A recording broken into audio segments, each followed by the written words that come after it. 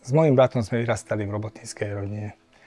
Moja mamička bola krajčírka, otec murár a bukserista. Obidvaja tvrdo pracovali, aby nám vedeli zabezpečiť dôstojný život, za čo som im vďačný. Otecko nám vždy ukazoval svoje ruky, nakoľko bol murár a vždy pracoval bez pracovných rukaví, vždy ukázal svoje ruky, ktoré boli veľmi tvrdé a tie dlane mal také, že keď ma pohľadkal po chrbte, tak som mal aj depiláciu a kožu mi zotrel. A vždy mi rozprával o tom, že takéto ruky nechcem, aby ste mali a musíte študovať minimum a pôjdete na vysokú školu. Chcel, aby sme študovali a vždy apeloval na to a vždy poukazoval na to, aby sme mali, tlačil na to, aby sme mali dobré známky. My sme sa aj dobre učili a samozrejme jednotky a dvojky, niekedy sme mali aj nejaké trojky.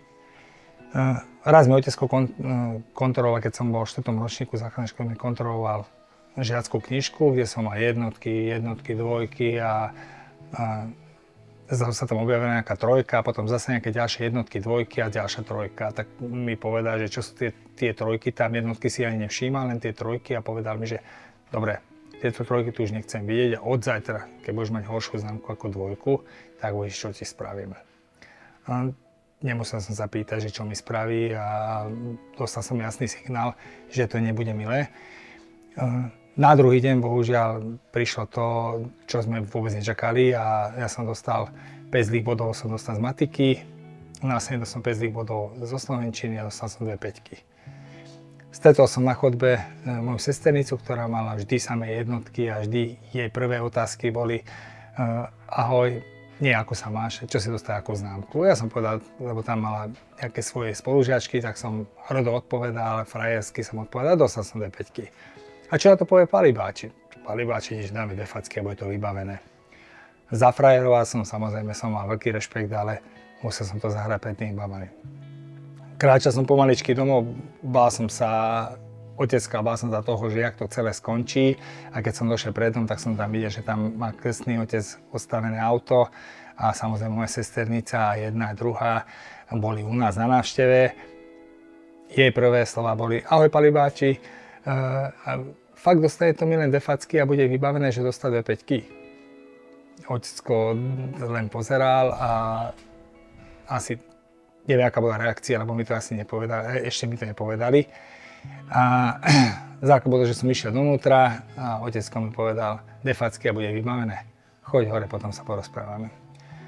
Odišla moja návšteva, ktorá bohužiaľ veľmi rýchlo odišla a ja som bol najšťastnejší, keby tam ostali na večnosť. Odišli a otecko zakričal poď dole.